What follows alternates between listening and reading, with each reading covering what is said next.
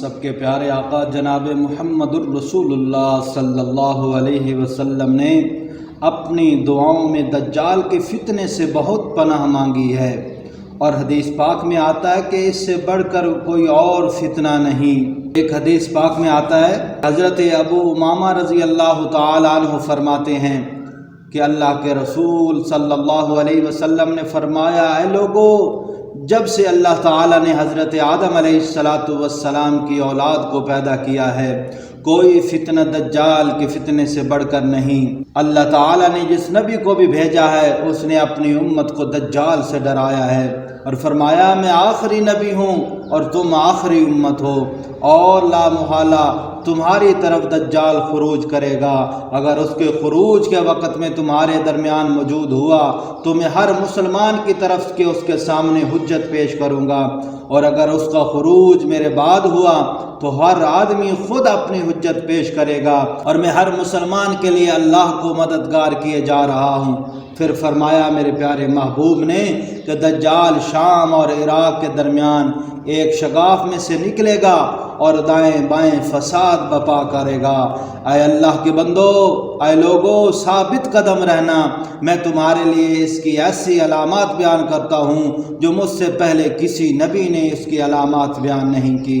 اور میرے پیارے محبوب نے فرمایا، دجال کہے گا کہ میں تمہارا رب ہوں، اور نبی علیہ السلام نے فرمایا، دیکھو لوگو، تم اپنے رب کو مرنے کے بعد ہی دیکھ سکو گے، پھر وہ کانا ہوگا، مگر تمہارا رب یک چشم نہیں ہے۔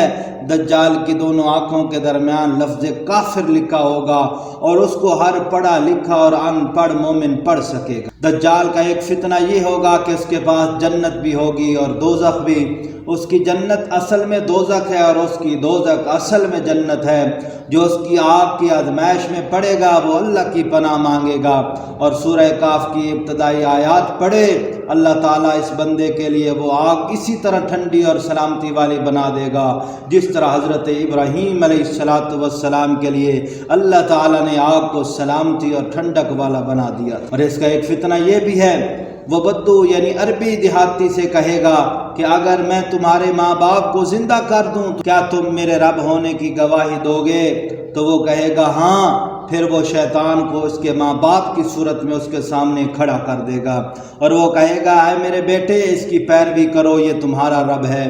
ایک اور فتنہ اس کا یہ ہوگا کہ وہ کسی انسان پر قابو پا کر اس کو قتل کر دے گا، پھر اسے آرے سے 2 حصوں میں چیر دے گا، پھر وہ لوگوں سے کہے گا، میرے اس بندے کی طرف دیکھو، میں اسے دوبارہ زندہ کر دوں گا، مگر وہ پھر بھی کہے گا، میرا سوا اس کا کوئی رب نہیں، میرے سوا اس کا کوئی رب نہیں۔ چنانچہ اللہ تعالیٰ اسے دوبارہ زندہ کر دے گا، اور وہ خبیث اسے کہے گا، تمہارا رب کون ہے؟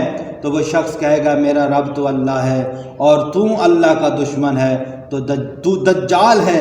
اللہ کی قسم، تمہارے متعلق مجھے تیرے جھوٹے ہونے کی آج کے دن سے بڑھ کر کبھی بھی بصیرت حاصل نہیں ہوئی تھی۔ اس کے فتنوں میں سے ایک فتنہ یہ بھی ہے کہ وہ آسمان کو بارش برسانے کا حکم دے گا تو وہ بارش برسائے گا، اور زمین کو اگانے کا حکم دے گا تو وہ غلہ اگانے لگے گی۔ اس کا ایک فتنہ یہ بھی ہے کہ وہ ایک قبیلے کے پاس سے گزرے گا، جو اس کی تکذیب کرے گا، جو اس کو نہیں مانے گا، اس کے تمام چرنے والے جانور ہلاک ہو جائیں گے۔ ایک فتنہ یہ بھی ہے، وہ ایک قبیلے سے گزر رہا ہوگا، قبیلے کے لوگ اس کی تصدیق کریں گے تو وہ آسمان کو بارش برسانے اور وہ زمین کو اگانے کا حکم دے گا تو بارش بھی برسے گی، زمین نباتات بھی اگائے گی، یہاں تک اس قبیلے کے مویشی اسی دن سے بہت زیادہ موٹے تازے ہونے شروع ہونے لگیں گے، اور ان کے پہلو تن جائیں گے اور ان کے تھن دودھ سے بھر جائیں گے۔ وہ زمین کی ہر چیز کو روند کر اس پر غالب آئے گا سوائے مکہ اور مدینہ کے۔ وہ ان کے جس راستے سے بھی آئے گا وہاں اسے فرشتے تلوار سونتے ہوئے ملیں گے، حتیٰ کہ وہ بنجر زمین کے موڑ پر ایک قسم کی سرخ زمین پر پڑاؤ ڈالے گا۔ مدینہ اپنے باسیوں سمیت 3 مرتبہ لرزے گا۔ اس میں رہنے والا ہر منافق و مرد اور عورت نکل کر اس کی طرف آ جائیں گے۔ وہ خبیث مدینے سے اس طرح دور ہٹ جائے گا جیسے لوہے کی میل کچیل کو ریگ مار دور کر دیتی ہے۔ اس دن کو نجات کا دن کہا جائے گا۔ پوچھا گیا، ان دنوں عرب کہاں ہوں گے؟ تو آپ صلی اللہ علیہ وسلم نے فرمایا وہ ان دنوں تھوڑے ہوں گے، ایک مرد صالح ان کا امام ہوگا، جس دوران ان کا ایمان آگے بڑھ کر ان کو صبح کی نماز پڑھا رہا ہوگا، اسی صبح حضرت عیسیٰ علیہ السلام کا نزول ہوگا۔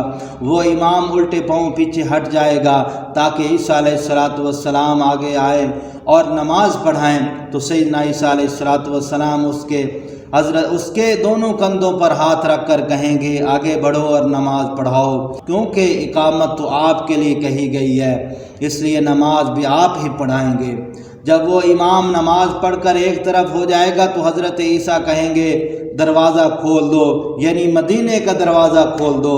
دروازے کے پیچھے 70,000 یہودی سمیت دجال موجود ہوگا اور ان میں سے ہر ایک کے پاس تیز تلوار ہوگی۔ جب دجال حضرت عیسیٰ کو دیکھے گا تو یوں پگھلنے لگے گا جیسے نمک پانی میں پگھل جاتا ہے اور بھاگ جائے گا۔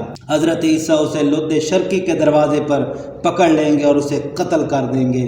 اللہ تعالیٰ یہودیوں کو شکست دے گا۔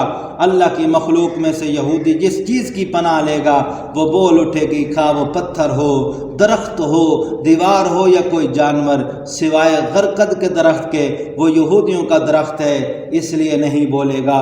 باقی ہر وہ چیز کہے گی اے اللہ کے مسلمان بندوں، اے اللہ کے مسلمان بندو، یہ رہا یہودی، آؤ اسے قتل کر دو۔ حضرت عیسیٰ کی حیثیت میری امت کے درمیان ایک انصاف پسند جج اور ایک عادل امام کی ہوگی۔ وہ صلیب توڑ دیں گے، خنزیر کو قتل کر ڈالیں گے، جزیہ ساقط کر دیں گے، زکوٰۃ معاف کر دیں گے، وہ کینہ اور بغض کو ختم کر دیں گے، وہ ہر گرم چیز کی گرمی کو نکال پھینکیں گے، یہاں تک کہ بچہ سانپ کے بل اور سوراخ میں اپنا ہاتھ ڈالے گا تو وہ اسے کوئی نقصان نہیں پہنچا سکے گا۔ ایک چھوٹی سی بچی شیر کو تکلیف پہنچائے گی مگر شیر اسے کوئی ضرر نہیں پہنچا سکے گا۔ بھیڑیا بھیڑوں کی کتے کی مانند رکھوالی کرے گا۔ وَتُمْلَأُ الْأَرْضُ مِنَ السِّلْمِ كَمَا يُمْلَأُ الْإِنَاءُ مِنَ الْمَاءِ، دنیا امن اور چین سے اس طرح بھر جائے گی جیسے برتن پانی سے بھر جاتا ہے۔ اتفاق کا دورہ ہوگا، اللہ کے سوا کسی کی عبادت نہیں ہوگی، جنگ اپنے ہتھیار ڈال دے گی، قریش اپنی حکومت چھین لیں گے اور زمین چاندی کے فرش کی طرف ہو کر وہ نباتات اگائے گی جو حضرت آدم علیہ السلام کے وقت اگاتی تھی، یہاں تک کہ لوگ انگور کے ایک گچھے کو مل کر کھائیں گے اور وہ انہیں سیر کر دے گا۔ لوگ ایک انار مل کر کھائیں گے تو وہ ان کا پیٹ بھر دے گا۔ بیل جو ہوگا بہت تھوڑے پیسوں میں مل جائے گا، گھوڑے کی قیمت صرف چند درہم ہو کر رہ جائے گی۔ دجال کے خروج سے پہلے کے 3 سال انتہائی سخت ہوں گے جن میں لوگ سخت بھوک میں مبتلا ہوں گے۔ پہلا سال اللہ تعالیٰ آسمان کو حکم دے گا کہ 1/3 بارش روک لو اور زمین کو حکم ملے گا کہ 1/3 نباتات روک لے۔ پھر دوسرے سال آسمان کو حکم ہوگا کہ وہ 2/3 بارش روک لے اور زمین کو بھی حکم ملے گا کہ وہ 2/3 نباتات روک لے۔ پھر تیسرے سال آسمان کو حکم ہوگا کہ ساری بارش روک لے، چنانچہ ایک قطرہ بھی نہیں برسے گا، اور زمین کو حکم ہوگا کہ تمام نباتات روک لے، چنانچہ کچھ بھی سبزہ نہیں اگے گا اور کھر والا کوئی جانور بھی نہ بچے گا سوائے اسے جسے اللہ بچانا چاہے۔ تو پوچھا گیا یا رسول اللہ ان دنوں لوگ زندہ کیسے رہیں گے؟ تو فرمایا تحلیل، لوگ لا الہ الا اللہ پڑھیں گے، لوگ تکبیر اللہ اکبر کہیں گے، لوگ تحمید الحمدللہ پڑھیں گے، یہ کلمات ان کے لیے غذا کا کام دیں گے۔ آؤ آج ہم مل کر کہتے ہیں اللہم انا نعوذ بک من فتنۃ الدجال۔